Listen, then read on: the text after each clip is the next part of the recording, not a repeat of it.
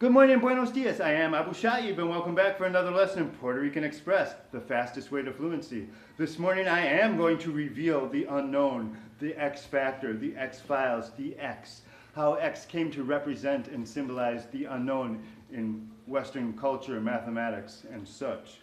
A fact that I discovered as I was learning the Arabic language. But first let me plug a buddy of mine. This is Julio from Venezuela. He's a talented guitarist and singer.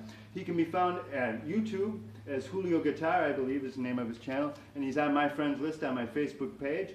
His name is Julio Vallecillos Giesau. Vallecillos Giesau. I hope I'm not mispronouncing that French last name, Giesau. Give him a thumbs up and a share. So, 3 sounds in English that are not found in Spanish. Now, if I were to translate this phrase into formal Spanish, I would say, tres sonidos en inglés que no se encuentran en el español. Tres sonidos en inglés que no se encuentran en el español.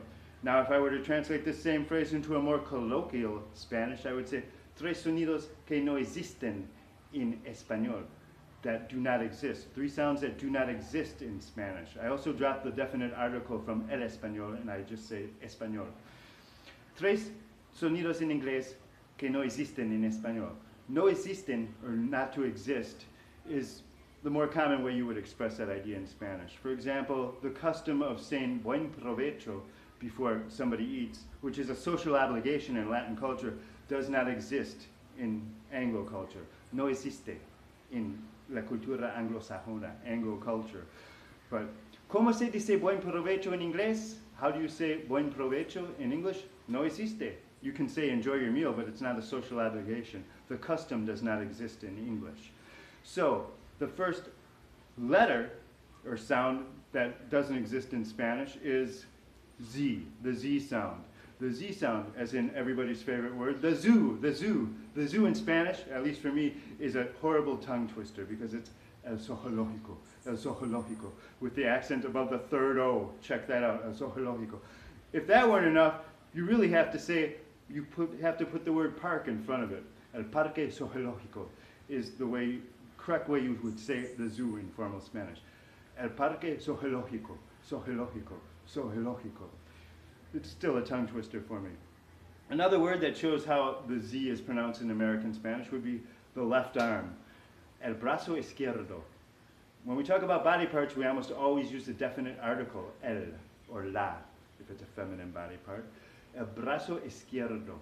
Izquierdo is left. It can also be a Spanish last name. I've seen it as a Spanish surname. My daughter is left-handed, so she is una izquierda, or una zurda, which is another Z word. Zurda, Z-U-R-D-A. Zurda. Mi hija es zurda. My daughter is left-handed. Mi hija es zurda. Zurda.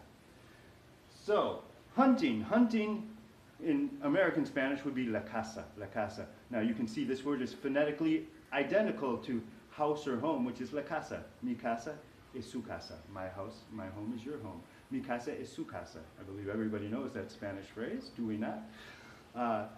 However, in Spain, we would say la caza, because the Z sounds more like a TH in Spain, la caza. And in American Spanish, deer hunting would be la casa de venado, la casa de venado. But in Spain, it would be la caza, and I believe they use the word ciervo to say deer in Spain, ciervo, which is another form. La caza de ciervo, deer hunting in Spain. And the second sound found in English, common in English, which doesn't exist in Spanish, is sh, the SH sound. Sh. You cannot say sh in Spanish. Not technically, no. Sh.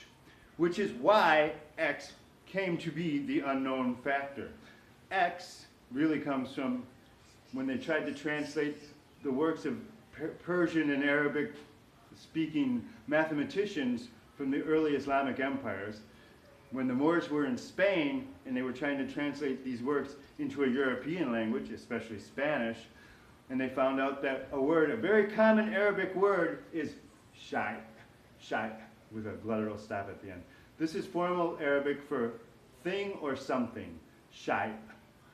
It's phonetically close to another Arabic word, which is shai, which is tea. The word shai is used for tea in many Asian countries as well. It's Arabic for tea.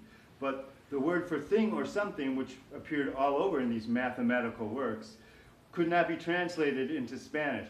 So what they did use was the Greek chi letter, which looks like an X. And later when they translated all these works into Latin, they just kept the X to mean the unknown thing, the something, Sha'b in Arabic, with the glottal stop at the end of the word, which is not an uncommon occurrence in the Arabic language.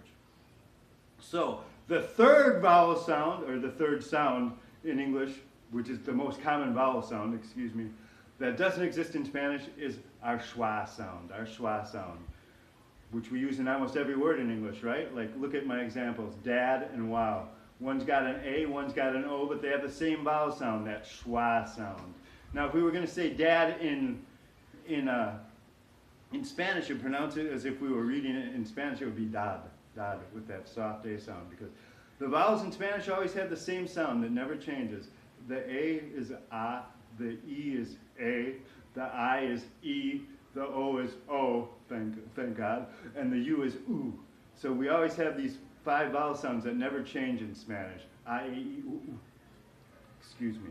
So the word wow, when it's written in Caribbean Spanish, is written with this G-U-A-U, G-U-A-U, wow. As you can see, it takes three vowels in Spanish to make that, to try and make that schwa sound in English. Well, these are the 3 sounds in English that are not found in Spanish.